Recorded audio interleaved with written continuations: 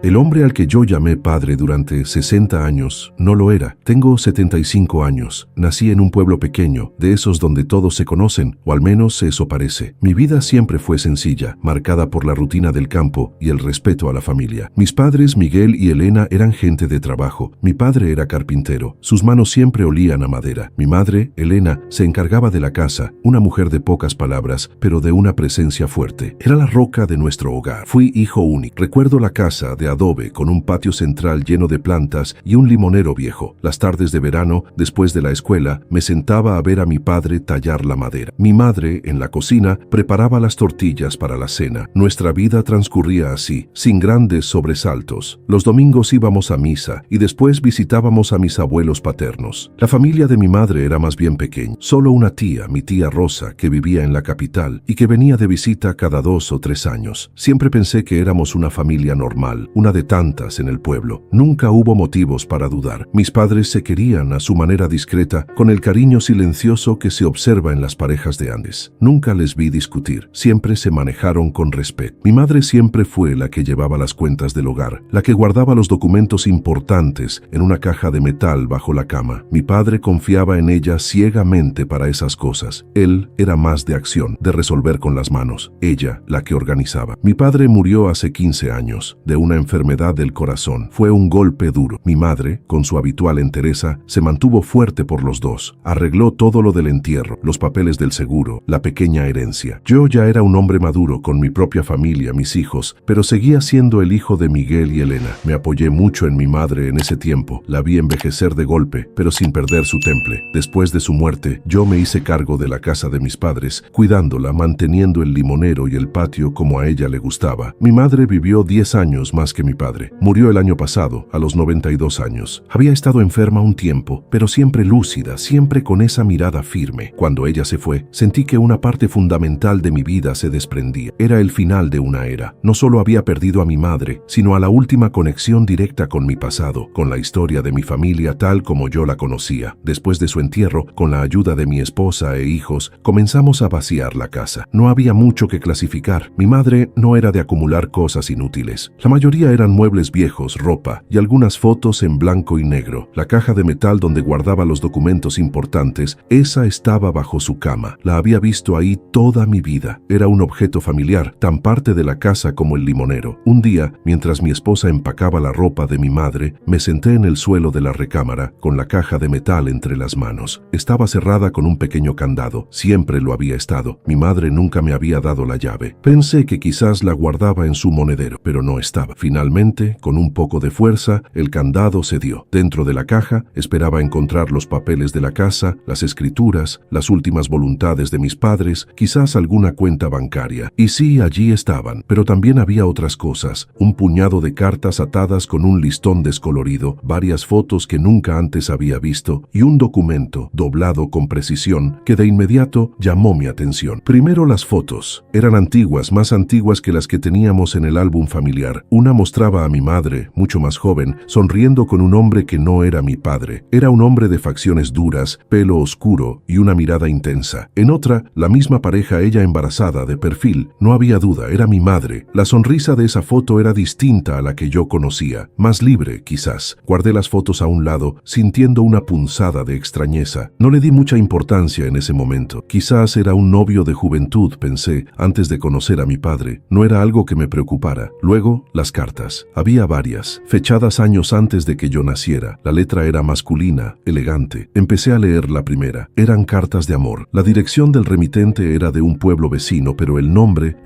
del remitente era el mismo del hombre de las fotos. Se llamaba Roberto. Las cartas hablaban de un amor apasionado, de planes de futuro, de un hijo que venía en camino. La última carta, fechada apenas unos meses antes de mi nacimiento, hablaba de una separación forzada, de una promesa de volver, de no abandonar a su hijo. Decía: Elena, por favor, sabes que te amo y a nuestro hijo. No te cases con otro. Espérame. En ese momento, mis manos empezaron a temblar. El silencio de la casa se volvió pesado. Mi esposa me llamó desde la sala, preguntando si había encontrado algo de valor. Le respondí que no, que todo estaba bien. Necesitaba estar solo con aquello. Finalmente, desdoblé el documento que me había llamado la atención. Era un acta de nacimiento. Mi acta de nacimiento. Mis datos estaban ahí, mi nombre, la fecha, el lugar, pero donde debía estar el nombre de mi padre Miguel, estaba el nombre de Roberto. Roberto Sandoval, el mismo de las cartas, el mismo de las fotos. Mi sangre se heló. Era una mentira de 50 años, 60 años si contamos mi vida entera. Una mentira que mi madre había mantenido oculta con un silencio férreo. Sentí una especie de vacío en el pecho, no dolor, no rabia inmediata, sino una incomprensión profunda. ¿Por qué? ¿Por qué esta ocultación? Guardé todo de nuevo en la caja. Me levanté, caminé por la casa que yo creía mi hogar desde siempre y que ahora se sentía extraña. Miré las paredes, los objetos, mi padre, Miguel, el hombre que me había criado, que me había enseñado el oficio, que me había amado como un hijo. ¿Él lo sabía? ¿Fue cómplice de esta mentira? Pasaron días. No dije nada a mi esposa ni a mis hijos. Llevaba la caja conmigo, la abría por las noches, releía las cartas, miraba las fotos, el acta, confirmaba una y otra vez la verdad. Necesitaba entender, no las razones de mi madre, sino la magnitud de la vida que yo había vivido bajo una falsedad. Recordé que mi tía Rosa, la hermana de mi madre, aún vivía. Era mayor que mi madre, tendría casi 100 años. Había estado en la boda de mis padres, según recordaba mi madre. Quizás ella sabría algo. Con la caja bajo el brazo y con una excusa para mi esposa sobre unos trámites en la capital, me dirigí a casa de mi tía. La encontré débil, en una silla de ruedas, pero su mente estaba aún muy clara. Le preparé un té y nos sentamos en su salita. No sabía cómo empezar. Le mostré una de las fotos, la de mi madre con Roberto. La reconoció al instante. «Ah, Roberto», dijo con una voz apenas un susurro. «Tu madre lo quiso mucho. Era el amor de su vida». Le pedí que me contara, y mi tía Rosa, con la calma de quien ha visto pasar muchas vidas, me contó la historia. Mi madre, Elena, había estado prometida con Roberto. Él era un hombre bueno, pero de familia muy humilde. Cuando mi madre quedó embarazada de mí, la familia de Roberto lo presionó para irse a la capital, donde un familiar le había ofrecido trabajo para hacer fortuna antes de casarse, para poder ofrecerle algo a mi madre y al hijo. Era la costumbre de la época, buscar una mejor posición, pero Roberto nunca regresó, o al menos no a tiempo. Mi madre, sola y embarazada en un pueblo pequeño, se enfrentó al escarnio. Fue mi padre, Miguel, quien la rescató. Miguel era un hombre mayor que ella, soltero, carpintero, la había amado en secreto durante años. Él le ofreció su nombre, su hogar y su amor, sabiendo la verdad. Le dijo que criaría a su hijo como propio. Era un hombre noble, de una bondad inmensa. Tu madre nunca dejó de querer a Roberto, me dijo mi tía Rosa, pero amó a Miguel con gratitud y con el tiempo, con un cariño profundo y de compañerismo. Él te dio un nombre y te dio todo lo que un padre puede dar. Ella decidió que esa sería tu verdad, para protegerte y para proteger a Miguel de la habladuría. ¿Y Roberto?, pregunté. Él volvió años después, me dijo mi tía, con la mirada perdida en el pasado, cuando ya eras un niño. Quiso ver a Elena, quiso verte, pero tu madre ya había hecho una vida. Le pidió que se fuera, que no rompiera la familia que había construido. Él entendió, nunca más volvió. El aire se había vuelto pesado en la habitación. No había tristeza en la voz de mi tía, solo la fría narración de los hechos. Me quedé en silencio un largo rato. La verdad, finalmente, estaba frente a mí, desprovista de emoción, expuesta como una fotografía vieja. Regresé a casa. No le conté nada a mi esposa. No había nada que contar que no fuera mi propia desintegración silenciosa. La caja volvió a su lugar, cerrada, sin candado esta vez. Las cartas, las fotos, el acta, todo estaba ahí. Ahora, cuando miro las fotos de mi padre, Miguel, el hombre que me crió, veo su nobleza, su bondad. Y cuando pienso en mi madre, Elena, la mujer fuerte que mantuvo una verdad oculta, entiendo sus razones, pero la sensación es de una distancia inmensa, una que ni la muerte puede cerrar. La vida que yo creía conocer, la de un hijo de Miguel y Elena, ya no existe. Solo queda la historia, la que mi madre inventó y la que yo he desenterrado. Y no hay consuelo en ninguna de ellas, solo el peso de lo que fue y de lo que pudo haber sido.